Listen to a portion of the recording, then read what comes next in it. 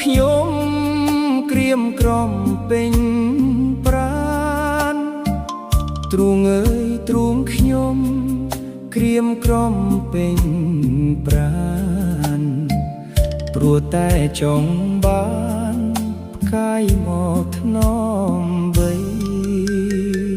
ផ្កាយព្រះអង្គនាមជាបបផាដែលដួងចិនដាខ្ញុំពងបែតីតាំងតែពីតូចរហូតពេញវ័យតាំងតែពីតូចរហូតពេញវ័យប្រាថ្នារូបស្រីជាគូជីវិត